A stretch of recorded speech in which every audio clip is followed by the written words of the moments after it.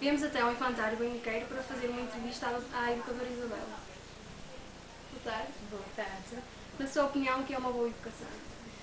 Uma boa educação para as crianças é, no fundo, dar-lhe diferentes estímulos sobre o dia a dia, sobre a vida, sobre o cotidiano e fazê-las ter valores morais e, pronto, prepará-las, no fundo, para a vida.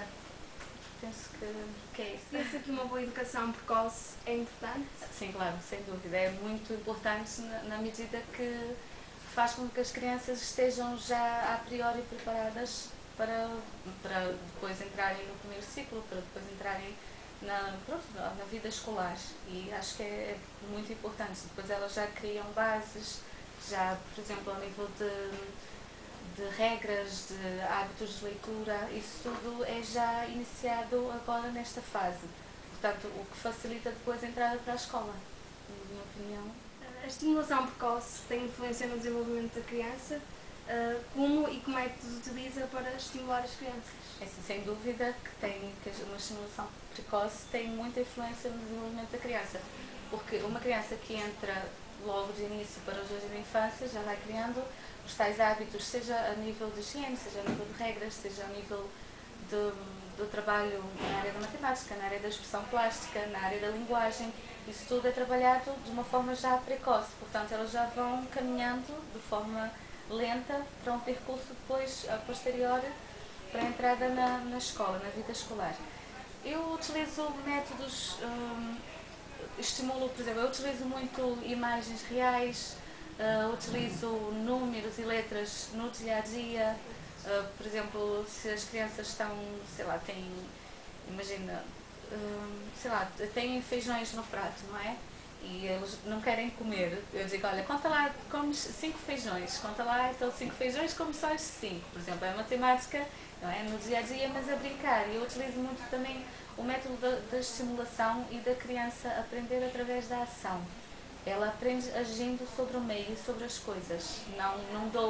Eu não dou o estímulo à criança e pronto, e deixo estar. Eu também dou o estímulo e ajudo a desenvolver aquele estímulo e desperto o chamado bichinho, entre aspas, se pode dizer, para eles depois darem o salto, eles próprios darem o salto para adquirirem o conhecimento.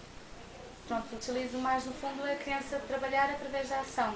Ela própria é a construtora do seu conhecimento agindo sobre as coisas. O comportamento que as crianças revelam demonstra como serão no futuro? É assim, eu penso que sim, penso que pode já há traços da personalidade que acho que já se consegue reparar agora. Agora, por exemplo, se uma criança vai ter sucesso escolar ou não depois da saída do jardim da infância, isso elas podem por vezes comportar-se de uma determinada forma cá e depois entrarem para a escola e por motivos externos, por exemplo, por não gostarem do professor ou por não gostarem de estar naquela escola, por terem problemas com os colegas, não conseguirem ter sucesso na escola, mas penso que o comportamento delas, acho que, é assim, acho que a personalidade, o traço de personalidade, acho que já se pode ver agora e acho que depois vai ser o mesmo no futuro. Acho que não altera muito. Uma criança que é muito violenta só se depois tiver um acompanhamento bom, tanto dos pais como do meio envolvente, é que ela vai deixar de ser violenta. Uma criança que é muito parada, que fica muito no campo dela, que não interage com outras crianças, também só se houver assim, bastante estímulo que ela pode vir a ultrapassar a timidez ou o isolamento. Mas penso que há traços essencialmente da personalidade, não tanto da aprendizagem, mas essencialmente da personalidade. Eu acho que já se começa a ver os traços de personalidade que eles depois vão ter no futuro. Penso que De sim. que modo o ambiente familiar influencia a personalidade das crianças e o modo como interagem com os outros? Influencia bastante, no meu ponto de vista, porque uma criança que tenha um ambiente calmo, um ambiente acolhedor em casa, um ambiente seguro, traz isso para o jardim de infância e acaba por também ser uma criança segura e ser uma criança amiga e ser uma criança que tem vontade de aprender e de trabalhar. Enquanto que uma criança que tem um ambiente familiar violento, que veja um pai batendo uma mãe, ou que veja um pai chegar sempre bêbado da casa, ou uma mãe, não é? Pode também ser o caso da mãe, não é só o pai.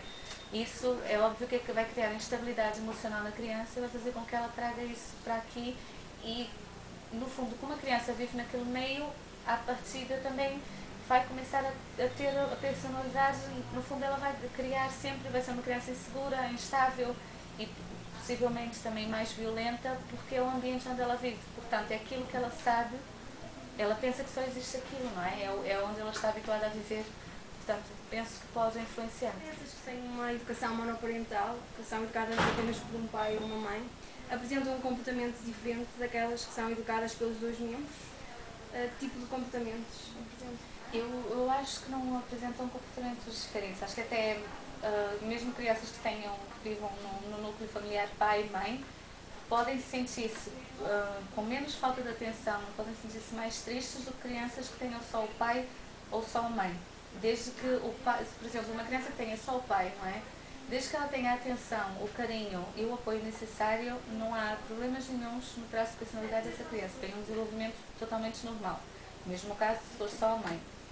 E há casos que a criança tem um núcleo familiar pai e mãe e que se sentem seguras e instáveis. Portanto, eu acho que não vai da família ser monoparental ou de ser constituída por pai e mãe. Acho que isso não influencia o traço de personalidade da criança. Acho que o comportamento dos pais, seja pai e mãe, sozinho ou em conjunto, isso sim influencia o comportamento da criança e a personalidade da criança. Mas o facto de ser só um pai ou só uma mãe, desde que eles deem a atenção necessária à criança, ela não sente diferença nenhuma. Penso eu que funciona assim. Apesar de, pronto, poder sentir a ausência do pai ou a ausência da mãe, caso não tenham a atenção que pretendem, não é? E que acham necessária, mas se o pai ou a mãe conseguirem dar a essa criança o que ela necessita, vai ter um desenvolvimento completamente normal. Acho que acho que não influencia em nada, na minha opinião, não é? Claro que há sempre exceções, mas se houver esse tipo de apoio, quer do pai, quer da mãe, a criança tem um desenvolvimento completamente normal. Crianças com uma situação económica ou social desfavorável tendem a comportar-se de forma diferente das outras e na aprendizagem. É sim, eu acho que as crianças que vivam no meio socioeconómico desfavorável não têm diferenças das outras crianças. Até pelo contrário, acho que até é assim, também depende muito de caso para caso, não é? Como eu digo, acho que pronto, há crianças que, estando no meio desfavorável, os pais dão muita atenção e por poucos meios que tenham, eles tentam utilizar esses meios e dar apoio à criança. Por exemplo, não podem comprar um brinquedo hoje, mas até se fazem um brinquedo, não podem comprar uma boneca, mas até fazem com a filha uma boneca com meia. Então substituem isso e até há crianças que aprendem mais valores, por exemplo, de saber que não podem ter tudo na hora que querem, ou de saber reaproveitar coisas, ou de saber dar valor ao dinheiro, porque hoje em dia as crianças têm tudo. Quero esta boneca, está bem, quero aquilo, quero isto, quero aquilo, e têm tudo. Portanto, acham que não sentem dificuldade em nada. Então, esse tipo de valores, o de ter que lutar pelas coisas, e de saber que não podem ter tudo na hora que querem, até é mais aprendido e de forma, não é, natural, porque é do dia a dia dessas crianças que não têm tantos recursos, que os pais não têm tantos recursos e que não podem dar tudo. Até esses valores são mais facilmente aprendidos por essas crianças do que pelas outras que vivem num meio mais favorável e que têm muito mais possibilidades a nível monetário e de recursos do que as crianças num meio desfavorável.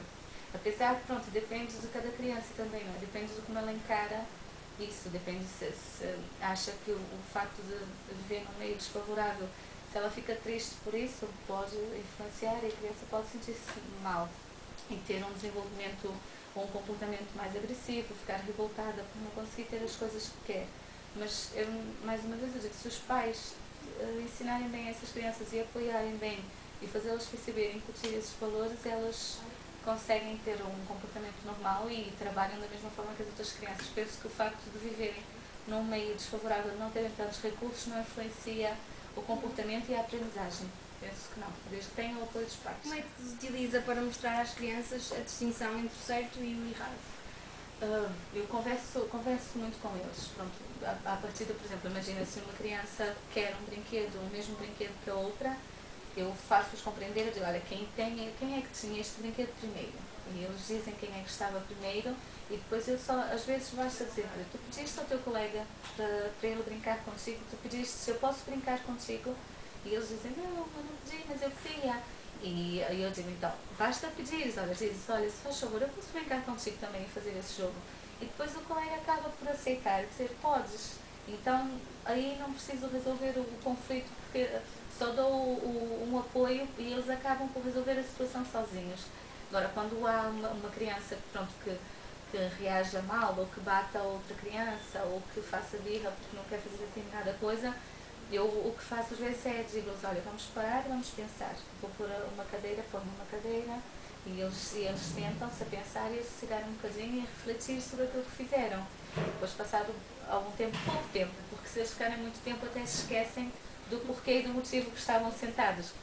Então eu pronto, procuro tentar ir dessa forma, depois vou conversar com a criança e digo, olha, porque é que bateste, ou se for no caso de bater, porque é que bateste ao outro colega, não se pode bater, sabes que não é assim que se resolvem as coisas, é conversar, e depois só peço para ele pedir desculpa e pede desculpa e vai brincar novamente. Pronto, é um dos métodos que eu utilizo, mas normalmente é o diálogo e a conversa e pronto, por vezes sentá-los ou afastá-los da situação de conflito para eles respirarem, manterem a calma, voltarem a ter o controle e depois aí continuar a brincar ou a trabalhar.